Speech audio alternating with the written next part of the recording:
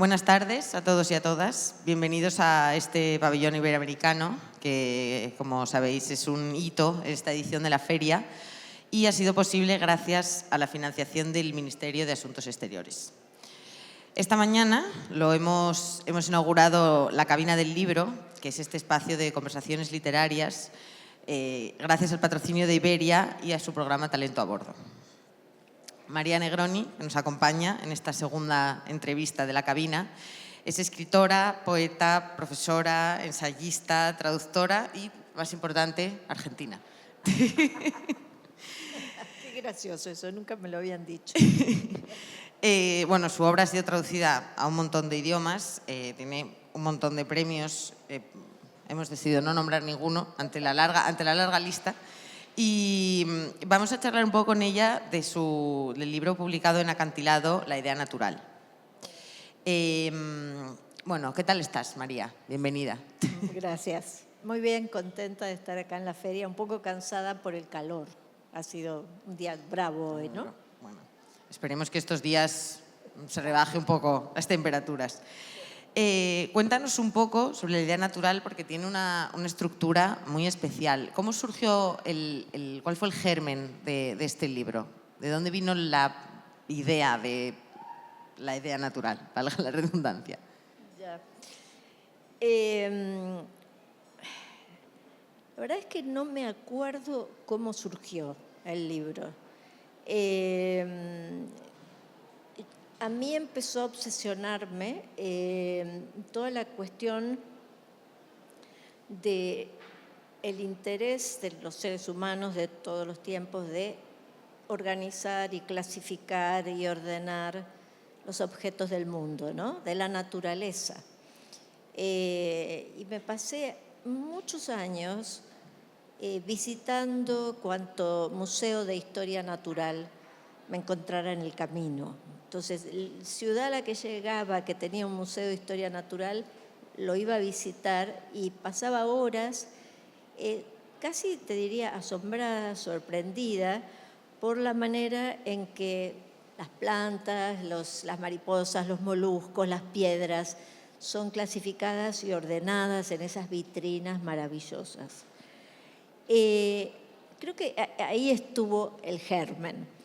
Y luego me di cuenta que en realidad ese deseo humano de ordenar se traslada a otras áreas también. Si pensamos en los museos de arte, también, ¿no? Hay como un deseo de organizar históricamente, ¿no? De las distintas civilizaciones, etc.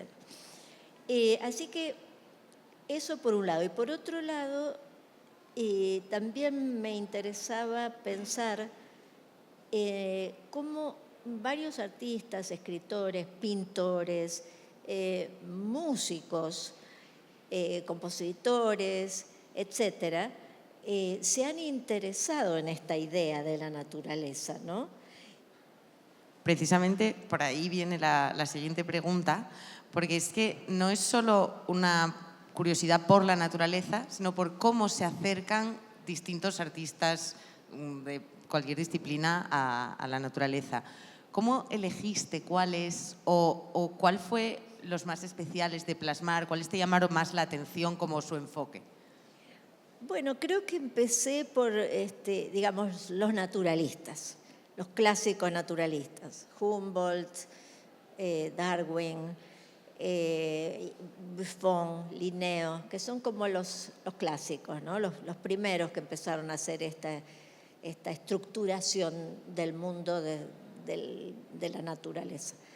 Y luego eso se me fue expandiendo, ¿no? Porque de repente me encontré, vamos a poner un ejemplo, con el compositor contemporáneo John Cage, que tenía una pasión por los hongos, las setas. Entonces, además de componer música, además de escribir, porque también ha escrito conferencias sobre la escritura,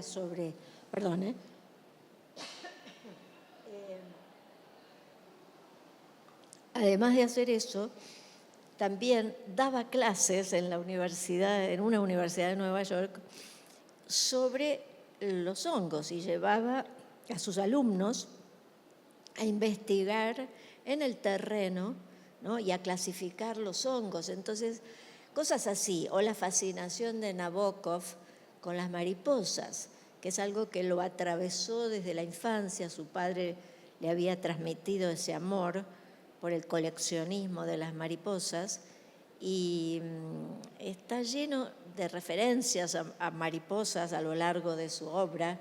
Bueno, entonces eso, hay músicos, está también, incluso hay una figura que es como excéntrica dentro de la colección, porque es una especie de colección de interesados en la escritura de la naturaleza. Y una de ellas es Rosa Luxemburgo, que es una política, una revolucionaria, que bueno, fue asesinada en Berlín y que era un espíritu muy disidente, ¿no? Intrínsecamente disidente, incluso tenía críticas con Lenin. Ella era una activista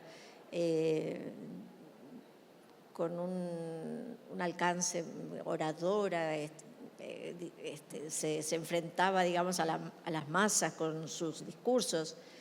Y estuvo presa muchas veces y nunca abandonó su amor por los herbarios, incluso en la cárcel. En la cárcel de Alemania, donde estuvo presa, se había logrado que le dejaran una especie de cuadradito de tierra donde ella plantaba su jardín.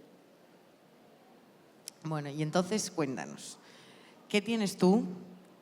Pregunto, ¿tienes tú también tu propio jardín? ¿Ha cambiado un poco tu visión de la naturaleza? Porque este libro se nota que has disfrutado un poco escribiéndolo, en la investigación, todo esto, como que hay mucha alegría de contar todo esto, de compartirlo. ¿Ha cambiado tu visión de la naturaleza? ¿Te sientes ahora más cerca? De repente me encantaría que nos contaras que ahora tienes un jardín enorme lleno de plantas. ¿Cómo es ahora tu visión de la naturaleza? No. Esto yo lo digo en el prólogo del libro, que soy una persona muy urbana.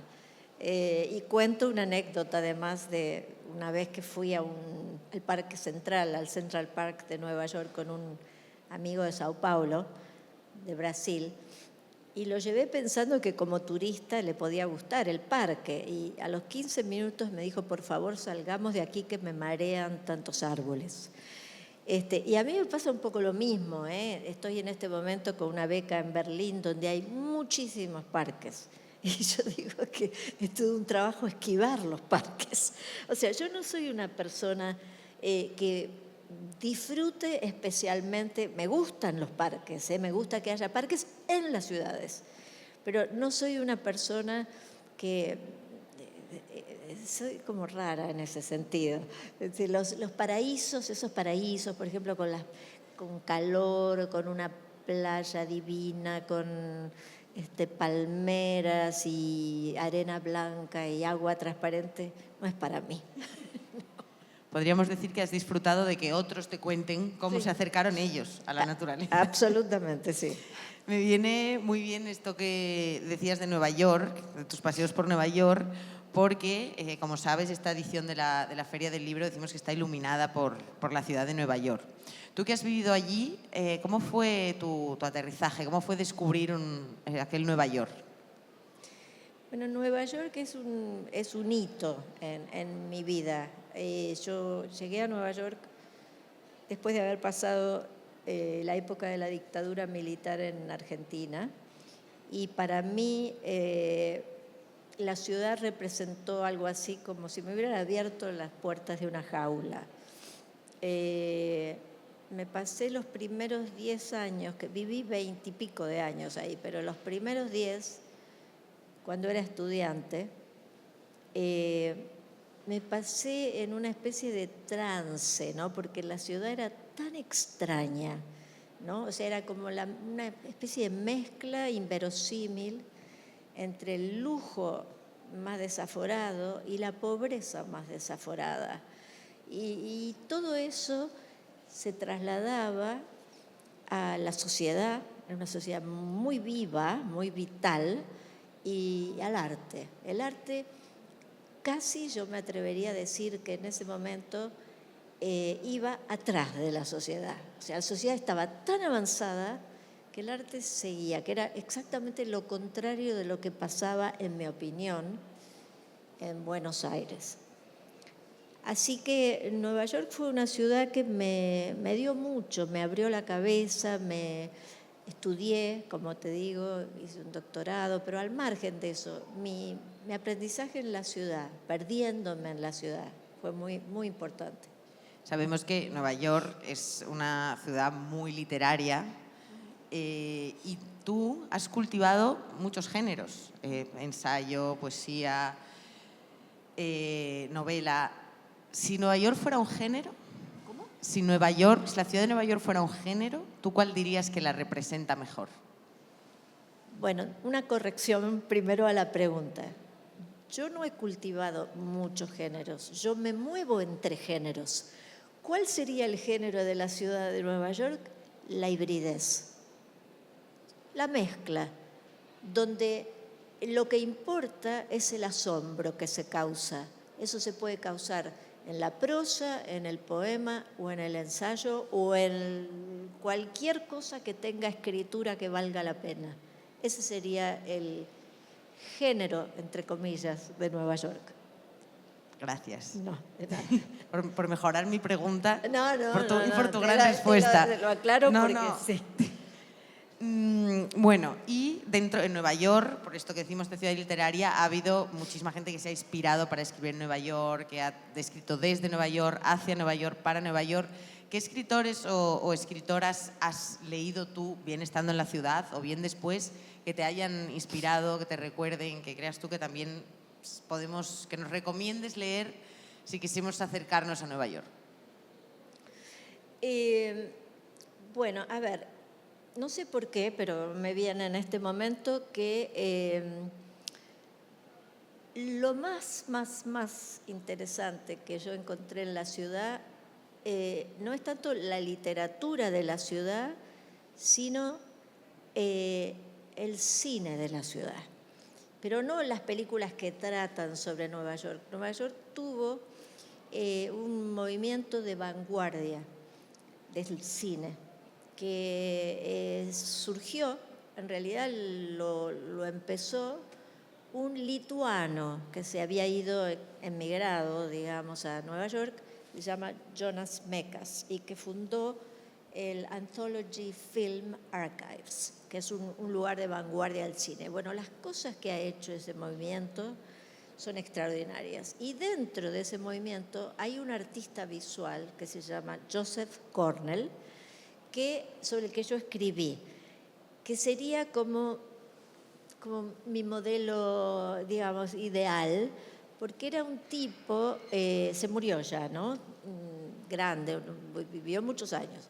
Vivía en Queens, en una avenida que se llamaba Utopía, y vivía con su mamá y su hermano parapléjico, soltero toda la vida. Coleccionista de detritus. Era un tipo que... ¿Coleccionista de qué? De detritus, de escombros, de cosas cualquier sin cosa, valor, de porquerías. Acá creo que le llaman chamarilerías, puede ser, en Madrid, ¿no? Que son como... ¿De cachivaches? De cachivaches decimos en Argentina también. Aquí cachivaches... Cachivache, bueno, perfecto. fantástico. Entonces, él lo que hacía era... Salía de su casa, vendía cosas así, no sé si heladeras o telas y distintas cosas, no tenía un trabajo fijo, se paseaba por la ciudad, o sea, el centro de su imaginario es la isla de Manhattan, y se paseaba por todos los lugares así, como dirían ustedes, más cutres, ¿no? Donde había estos tiendas de segunda mano. Y ahí recogía cosas, y las cosas que recogía eran desde canicas hasta folletos de hoteles europeos del siglo XIX, divas de ópera, o sea, tenía un imaginario muy del siglo XIX. Y con eso volvía a su casa y armaba unas cajas maravillosas, son las famosas cajas de Joseph Cornell, y también hacía cine, pero no lo filmaba. O sea, tomaba estas películas caseras que la gente antes filmaba de los cumpleaños de los niños, de los años 50, te estoy hablando, y con eso se traía a la casa y se las pasaba al hermano, se las proyectaba. Pero obviamente el hermano se aburría porque era siempre la misma película. Entonces él bajaba al sótano donde trabajaba, cortaba los fotogramas, los cambiaba de lugar y le proyectaba otra película. ¿Entiendes? Con los mismos las mismas fotos, lo cual me ha llevado a mí a pensar que el arte es un antídoto contra el aburrimiento, porque el hermano se aburría. Bueno, precisamente mi siguiente pregunta sería, para no aburrirte, en el vuelo directo, imagínate que desde Madrid hasta Nueva York son 8 horas de vuelo, en el vuelo directo de Madrid a Nueva York, ¿con qué libro te subirías? Solo te dejarían subirte con uno. ¿Cómo? ¿Con qué libro te subirías? Solo con uno. Bueno, el que tengo ahora que me ha traído de Nueva York un amigo, que es la última novela de Ocean Vuong, que es un vietnamita, creo, puedo equivocarme, vietnamita, que está instalado, o sea, vive en Estados Unidos, y el libro todavía no está traducido, pero yo creo que la traducción sería El emperador de la dicha o El emperador de la alegría. Bueno, a mí es un escritor que me gusta mucho, es un poeta en primer término, y además hay un libro de él ya traducido al español que se llama En la tierra fuimos fugazmente felices. Sí. Ahora vamos a imaginar que, por ejemplo, Iberia te invita a un vuelo a una ciudad literaria, cualquier ciudad. Puede ser imaginada, puede ser real, cualquier ciudad que se te ocurra o que te gustaría visitar. ¿A dónde te gustaría que te llevara Iberia? Bueno, yo he viajado mucho, pero no conozco el Oriente. O sea, me encantaría conocer la India, la China y el Japón. Sería una muy buena idea para pasarle a Iberia. Lo apuntamos. A lo mejor hay que hacer algún movimiento. A lo mejor. Esta pregunta es muy peculiar, así que mucha libertad para responderla, pero en los aeropuertos siempre se generan situaciones, a veces, bueno, peculiares, especiales, divertidas, las típicas anécdotas de viaje. ¿Tú tienes alguna que quieras compartir con nosotras que te haya sucedido en uno de tus muchos viajes? Sí, tengo una anécdota de una vez que casi pierdo un vuelo. Viajaba con mis 2 hijos que eran chiquitos en ese momento. Creo que tenían la más grande 8 y el más chico 5.